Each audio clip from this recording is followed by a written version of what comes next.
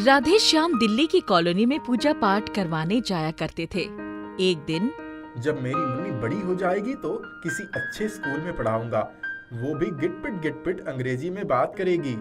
अभी तो उसने बोलना भी नहीं सीखा है और इतनी कम आमदनी में तुम कुछ ज्यादा बड़े बड़े ख्वाब नहीं देख रहे हो। किसी तरह दाल रोटी चल जाती है, वही बहुत है। भला हो सपना मैडम का कि रहने को क्वार्टर दे दिया है, उसके बदले उनका खाना बना देती हूँ। वैसे भी मुन्नी को बहुत प्यार करती है। मैं कोशिश करता हूँ कि कोई नौकरी कर लूँ, ये पंडिताई में कुछ नहीं रखा है। नहीं नहीं, ऐसा मत सोचो, हम गरीब हैं, हमें इतने ऊंचे सपने देखने का कोई हक नहीं है। ड्यूटी करके बीमार हो जाओगे तो दाल रोटी भी नहीं होगी। एक दिन जब पंडित जी वकील साहब के यहाँ पूजा करवाने गए, तभी उनकी पत्नी ने खबर भिजवाई कि बेटी बहुत बीमार है, आँख ही नहीं खोल रही है, जल्दी आ जाए। पंडित जी की जान बसती थी बिटिया में। पूजा खत्म हो गई थी। वकील साहब आज्ञा दीजिए, बच्ची बीमार हो गई है, जल्दी जाना होगा, सीधा पिसान बाद में ले जाएंगे। ठीक है पंडित जी, जाइए, कोई जरूरत होगी तो बताइएगा। पंडित जी घर पहुँचे तो पत्नी का रो रो कर बुरा हाल था। मुन्नी का सिर गोद में रखकर जोर जोर से रो रही थी। क्या हुआ मेरी मुन्नी को? तुम्हारे जाने के बाद ही उसको बहुत तेज बुखार हो गया, तब से न सिर उठा रही है और ना ही आँख खोल रही है, रह रहकर बेहोश हो जाती है। चलो इसको लेकर साइकिल पर बैठ जाओ। सरकारी अस्पताल पहुँचते पहुँचते कार्ड बनवाने का टाइम खत्म हो गया था। पंडित जी प्राइवेट अस्पताल की तरफ मुड़ गए। सुनो जी, वहाँ तो बहुत पैसा लगेगा ना? पैसा लाई हो ना? मेरे पास तो यही 20 रुपए है। पंडित जी अस्पताल पहुँच गए। डॉक्टर को दिखाने के लिए लंबी लाइन लगी थी। तुम यहीं बैठो, मैं जरा पैसे का इंतजाम करके आता हूँ। और अगर हमें बुला ले तो? मैं बस ये गया और वो आया। पंडित जी सीधे वकील साहब के घर पहुँच गए। अरे पंडित जी, क्या बात है, बहुत घबराए हुए लग रहे हैं। वकील साहब, रहीम दास जी ने कहा है कि रहीमन वो नर मर चुके जो कहूँ मांगन जाए, उनसे पहले वो मुए जिन मुख निकसत नाए। अरे पंडित जी, आप तो कविता सुनाने लगे, सब ठीक है ना? बच्ची तो ठीक है ना? वकील साहब, कुछ पैसों की सख्त जरूरत है, मुन्नी बहुत बीमार है और सरकारी अस्पताल बंद हो गया था। प्राइवेट बहुत महंगा है, लेकिन मुन्नी को दिखाना बहुत जरूरी है, वरना मेरी बच्ची दम तोड़ देगी। आपके सिवाय कोई नहीं मुझे मदद करने के लिए। कहते कहते पंडित जी की आंखों से आंसू बहने लगे। पंडित जी, मेरे पास फिलहाल यही 200 रुपए हैं, इनसे आपका काम चल जाए तो ले जाइए। बस बस इतना ही चाहिए, मैं आपके पैसे बहुत जल्द ही चुका दूंगा। कैसे धन्यवाद करूं। जल्दी जाइए, कहीं देर ना हो जाए। पंडित जी साइकिल लेकर भागते हुए अस्पताल पहुंचे। मीना बच्ची को लेकर डॉक्टर के कमरे में जा चुकी थी। पंडित जी हांफते हुए डॉक्टर के केबिन में पहुंच गए। कौन है आप? बाहर बैठिए। डॉक्टर साहब, मुन्नी के बाबू है ये। ओह अच्छा, बच्ची को ये दवा समय पर देते रहिए, कमजोरी की वजह से बेहोश हो गई है, कोई चिंता की बात नहीं है, ऑक्सीजन लगा दिया है। फीस कितनी है? 100 रुपए। पंडित जी ने 100 रुपए थमाकर वापस घर लौट आए।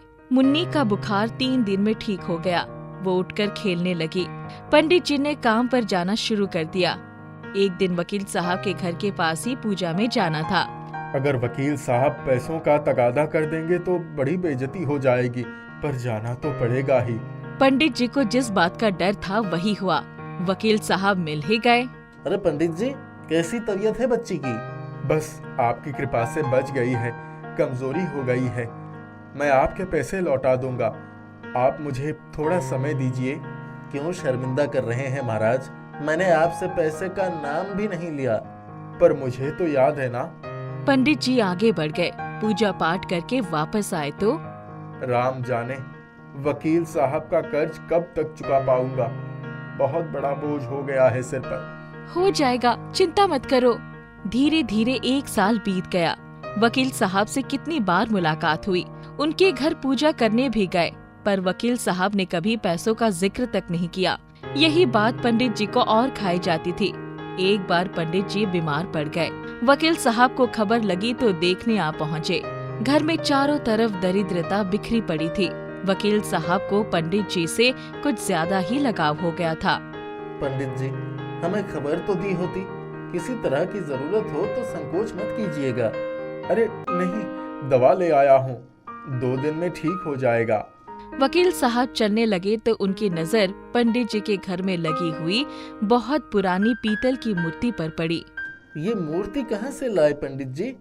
ये तो बहुत पुरानी है यजमान, हमारे दादाजी को किसी समय में दान में मिली थी, तब से ये यहीं है। वकील साहब की आंखों में चमक आ गई। पंडित जी, आप इसको बेच क्यों नहीं देते? ये तो बहुत कीमती है, एंटीक पीस है, इसको कौन खरीदेगा? आप कहें तो मैं पत्राचार के माध्यम से बात चलाऊं। अगर बिक गई तो आपकी गरीबी दूर हो जाएगी। पता आपका ही दे देता हूँ, जो भी चिट्ठी आएगी आपके पास ही आएगी। पंडित जी की आंखों में चमक आ गई, उठकर बैठ गए। वकील साहब, नेकी और पूछ पूछ, आपको जो सही लगे करिए। वकील साहब ने घर आकर पत्र में मूर्ति के बारे में सब कुछ लिख दिया। पंडित जी रोजाना डाकिये का इंतजार करते। धीरे धीरे 6 महीने बीत गए। एक दिन चेन्नई से एक पत्र आया। पंडित जी की खुशी का ठिकाना नहीं रहा। पत्र लेकर भागते हुए वकील साहब के पास पहुंच गए। वकील साहब, ये देखिए, आपकी मेहनत रंग लाई। चेन्नई से पत्र आ गया है, वो कल ही मूर्ति खरीदने के लिए आएंगे। अरे वाह, क्या खुशखबरी सुनाई है। चलिए, कल मैं भी आऊंगा आपके घर। दूसरे दिन ही एक आदमी आया और वकील साहब की उपस्थिति में मूर्ति लेकर 500 रुपए दे गया। क्या बात है, लीजिए अपने 200 रुपए। वकील साहब, मैं आपकी वजह से ऋण मुक्त हो गया। अरे भाई, ऐसी भी क्या जल्दी है, ले लूंगा। पर पंडित जी की जिद के कारण उन्हें पैसे लेने पड़े। वकील साहब घर आ गए। पंडित जी के चेहरे पर संतुष्टि थी, किसी तरह ऋण मुक्त हो गए। लगभग 1 साल बाद वकील साहब की तबीयत बहुत खराब हो गई। पंडित जी को खबर भिजवाई गई कि कुछ पूजा पाठ करवाना है। पंडित जी हांफते हुए पहुंच गए। आइए पंडित जी, हमारे घर वालों ने आपको भी परेशान कर डाला। अरे नहीं नहीं, परेशानी कैसी, आप जल्दी से ठीक हो जाएंगे। पूजा बैठ गई थी, सारी सामग्री आ गई थी। पंडित जी हवन कुंड उठाने के लिए वकील साहब के पूजा वाले कमरे में गए तो आश्चर्य से उनकी आंखें फटी की फटी रह गई।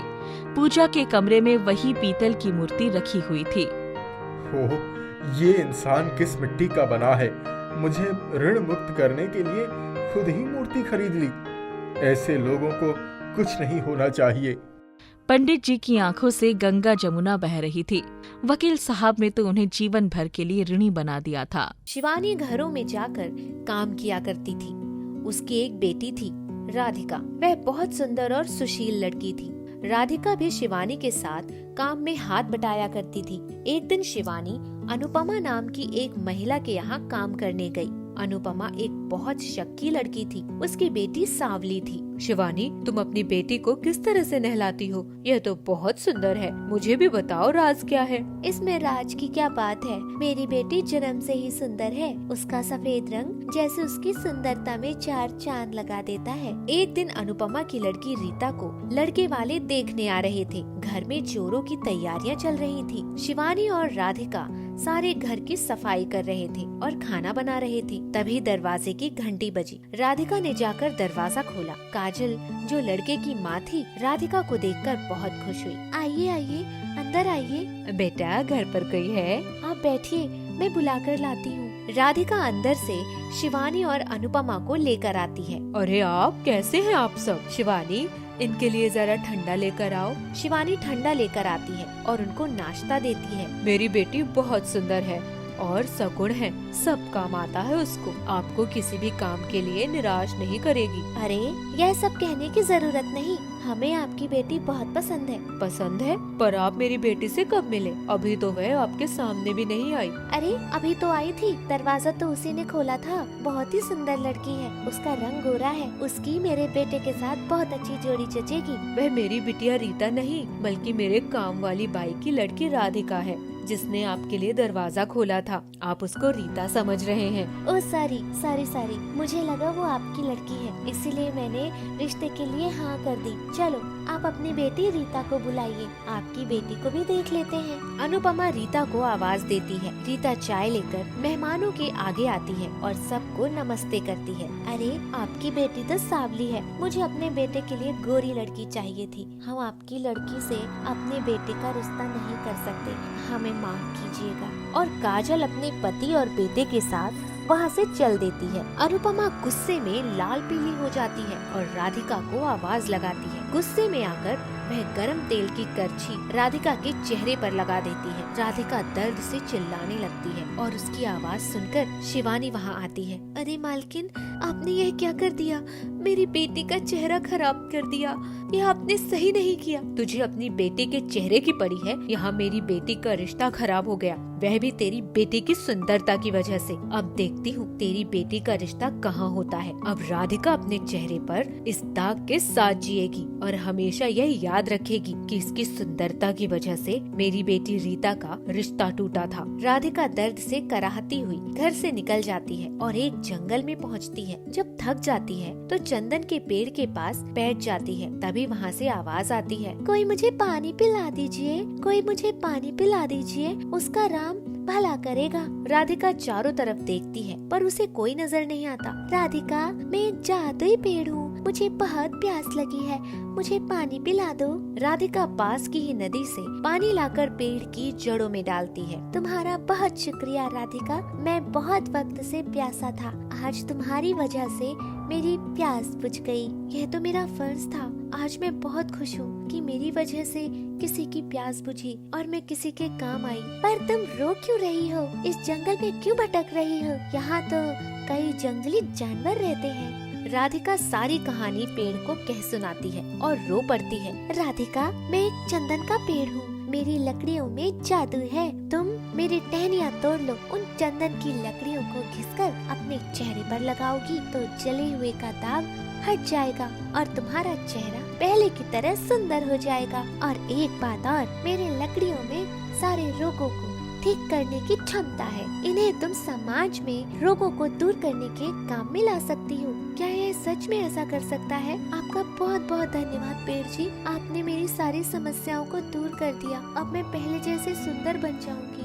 राधिका खुशी खुशी उस पेड़ की टहनी को तोड़कर घर लाती है और अपने चेहरे पर लगाती है। उसके चेहरे का दाग गायब हो जाता है और वह अधिक सुंदर हो जाती है। अरे, तेरे चेहरे पर तो जले हुए का सारा दाग मिट गया। यह कैसे हो गया? कल ही तो तेरे चेहरे पर अनुपमा ने निशान लगाया था। है ना माँ, सच में मेरा चेहरा बिल्कुल साफ हो गया ना। यह सब एक जादुई पेड़ की करामात है। जादुई पेड़? कैसा जादुई पेड़? तू कहना क्या चाहती है? आज के टाइम में कोई जादुई पेड़ होता है? माँ, मैं सच कह रही हूँ, उसी पेड़ की वजह से आज मेरा चेहरा साफ है। राधिका जंगल में हुई सारी बातें शिवानी को बताती है। अब शिवानी और राधिका उन टहनियों की सहायता से सबकी मदद करते हैं। एक दिन की बात है, शहर में महामारी आती है। शिवानी और राधिका उन चंदन की टहनियों से शहर में आने वाली बीमारियों से लोगों की रक्षा करते हैं। इस तरह वह पूरे शहर में चर्चा का विषय बन जाते हैं। सभी उनको बहुत पसंद करते हैं। यह बात अनुपमा की बेटी रीता को पता चलती है तो रीता उनके घर वह चंदन की लकड़ियों को चुराने पहुंचती है। इस राधिका ने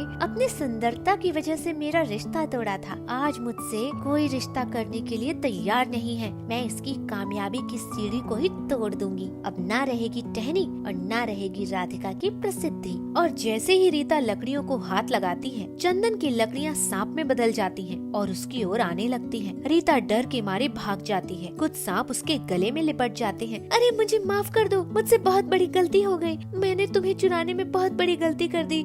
आज के बाद मैं कभी किसी का अहित नहीं करूंगी। इतने में राधिका वहाँ आ जाती है। चंदन के पेड़ की लकड़ी, इसे माफ कर दो, इसने अनजाने में यह कदम उठाया है। चंदन की लकड़ियाँ सांप से फिर चंदन की लकड़ी में बदल जाती है। राधिका उन चंदन की लकड़ियों की सहायता से दवाइयाँ बनाकर उन्हें बेचना शुरू करती है, जिससे वह बहुत अमीर हो जाती है और वह अपने व्यापार से मिलने वाले पैसों से कई अनाथ आश्रम और गरीबों के लिए अस्पताल खुलवाती है, जिससे शिवानी और राधिका हंसी खुशी अपना जीवन व्यतीत करते हैं।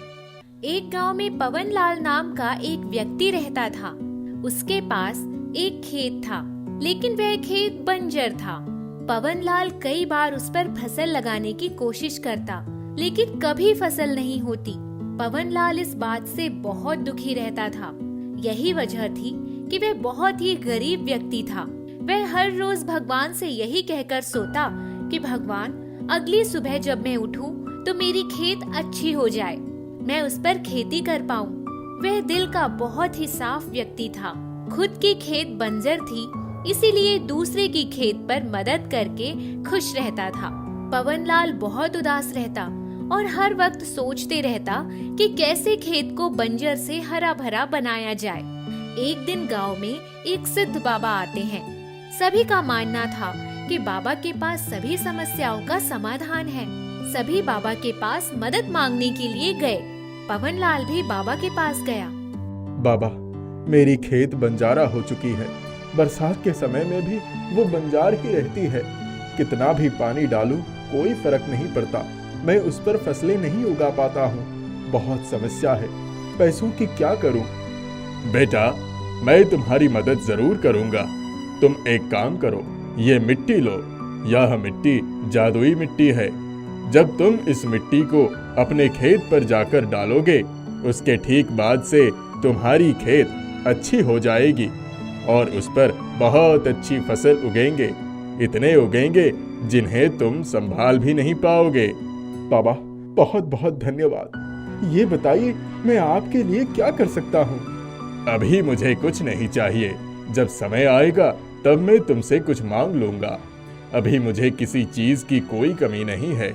जी ठीक है बाबा, मैं हमेशा आपकी मदद के लिए खड़ा रहूंगा। पवनलाल मिट्टी को अपने खेत पर ले जाकर डाल देता है। अगले ही दिन पवनलाल की खेत आम खेतों जैसी हो जाती है। वह खेत में बीज डालता है और फसल तैयार होने का इंतजार करता है। कुछ ही दिनों में हरी हरी फसल तैयार हो जाते हैं और खेत फसलों से भर चुका होता है। तुरंत पवनलाल ने उसे काट लिया और उसे शहर ले जाकर बेच दिया। अब नए फसल उगने का इंतजार करता है। फसल बहुत जल्दी तैयार हो जाती है। पवनलाल ने ढेर सारे पैसे कमाने शुरू कर दिए। धीरे धीरे पूरे गांव में जादुई मिट्टी की बात फैल गई। सभी गांव वाले बाबा से जादुई मिट्टी मांगने जाने लगे। हर रोज भीड़ लग जाती थी। बाबा किसी को जादुई मिट्टी नहीं देते थे और सभी लोगों से तंग आकर गांव छोड़कर भाग जाते। इधर पवनलाल फसल उगाया करता, उसे बेचा करता और ढेर सारे पैसे कमाता। ज्यादा पैसे कमाने के बाद पवनलाल के अंदर घमंड आ गया। वह किसी को कुछ नहीं समझता। सभी गरीबों से बहुत काम करवाता था और बदले में थोड़े ही पैसे दिया करता। जब वह मजदूर बहस करते तो उन्हें मारा पीटा करता था। दिन प्रतिदिन पवनलाल और भी घमंडी होता जा रहा था। कोई गरीब उसके आसपास से भी गुजर जाता तो उसे दुत्कार देता था। वह खुद को सबसे अमीर इंसान समझता था। उसे लगता था इस दुनिया में उस जैसा कोई नहीं, वह जो चाहे कर सकता है। इसी तरह कई साल बीत गए। गांव का कोई भी व्यक्ति पवनलाल को पसंद नहीं करता था। एक दिन पवनलाल खेत के सारे काम खत्म करके घर जा रहा था। उसके सामने एक भिखारी आया और पवनलाल से कुछ पैसे और खाने मांगने लगता है। अरे हट जाओ यहाँ से, क्या कर रहे हो? मैं नहीं देने वाला कुछ भी। तुम जैसे लोगों से तो मैं बात भी नहीं करता। पवनलाल, मैं वही बाबा हूँ जिसने तुम्हें जादुई मिट्टी दी थी। इस गांव से भागने के बाद मेरी बहुत ही बुरी स्थिति हो गई है। कृपया मेरी मदद कर दो। अरे मैं नहीं जानता किसी बाबा को। कौन हो आप? कौन सी जादुई मिट्टी? निकल जाओ यहाँ से। तुमने मुझसे कहा था तुम मुझे कुछ देना चाहते हो, तभी मैंने तुमसे कहा था समय आने पर कुछ मांगूंगा। अब यही सही समय है, कृपया मेरी मदद कर दो। अरे कितनी बार बोलूं, मैं नहीं जानता आपको। हटिए यहाँ से। कोई भी भिखारी उठकर मेरे पास आ जाता है। बाबा को पवनलाल की बात सुनकर गुस्सा आता है। जिस धन और खेत की वजह से तुम आज इतना घमंड कर रहे हो, देखना वो सब खत्म हो जाएगा। मैं तुम्हें श्राप देता हूँ कि आज से और अभी से ही तुम्हारी खेत पहले जैसे ही बंजार हो जाए। हे मेरी जादुई मिट्टी, अपना कमाल दिखाना बंद कर दे। पवनलाल बाबा की बातों को नजरअंदाज करके घमंड में चला जाता है, लेकिन उसे पता चलता है कि अब उसकी खेत वापस पहले जैसे ही बंजर हो गई है। सारे हरे भरे फसल मुरझा कर गिर चुके हैं। धीरे धीरे उसके सारे पैसे भी खत्म होने लगे। अब वह पहले जैसा ही हो चुका था। पवनलाल अपनी गलती पर बहुत पछताया। उसने बाबा को गांव में खोजने की बहुत कोशिश की, लेकिन बाबा उसे कभी नहीं मिले।